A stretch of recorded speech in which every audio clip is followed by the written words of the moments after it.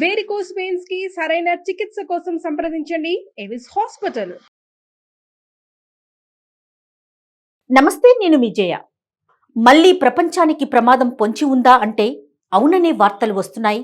చైనాలో ఇటీవల వ్యాపిస్తున్న మరో వైరస్ కారణంగా 2020 నుండి 2022 వరకు కరోనా వైరస్ వ్యాప్తి మూలంగా WHO లెక్కల ప్రకారం ప్రపంచవ్యాప్తంగా దాదాపు 75 లక్షల మంది ప్రాణాలు కోల్పోయారు. లాక్డౌన్ల కారణంగా ప్రపంచ దేశాల ఆర్థిక వ్యవస్థలు కుప్పకూలిపోయాయి. ఇప్పుడు చైనాలో కూడా అదే పరిస్థితి రిపీట్ అవుతోంది. చైనాలో మరో వైరస్ ఉధృతంగా వ్యాప్తి చెందుతోంది. నిజానికి ఈ వైరస్ 20 సంవత్సరాల ముందే కనుక్కున్నారు. ఈ వైరస్ పేరు HMPV, అంటే హ్యూమన్ మెటా న్యూమో వైరస్. ఇది శ్వాసకోశ సమస్యలను కలిగించే వైరస్.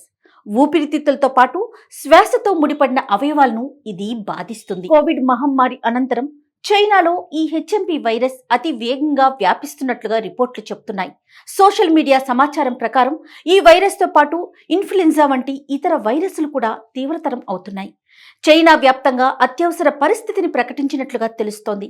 ఈ HMPV వైరస్ వ్యాప్తి చైనాలో ప్రమాదకర స్థాయికి చేరుకుంటోంది. ఇక ఈ వైరస్ సోకి హాస్పిటల్స్కి చేరుతున్న వారి సంఖ్య రోజురోజుకి పెరుగుతోంది.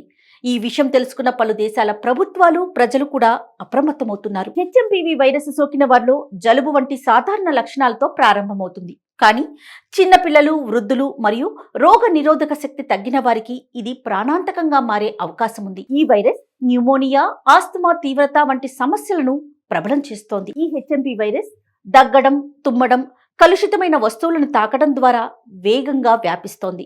ఫోన్లు, తలుపుల హ్యాండిల్స్ వంటి వస్తువుల ద్వారా కూడా ఈ వైరస్ సంక్రమిస్తుంది.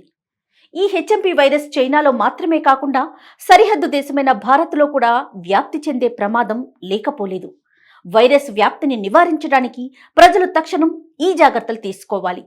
చేతులు తరచుగా శుభ్రం చేసుకోవడం, తుమ్మడం లేదా దగ్గడం సమయంలో నోటికి అడ్డుగా హ్యాండ్ కర్చీఫ్ వాడటం, జనం రద్దీగా ఉన్న ప్రదేశాల్లో మాస్క్ వేసుకోవడం. ఒకవేళ ఎవరికైనా ఈ వ్యాధి లక్షణాలు కనిపిస్తే వైద్యులు HMPV oxygen therapy, IV fluids మరియు కార్టికోస్టెరాయిడ్స్ చికిత్సలో భాగంగా వాడుతున్నారు.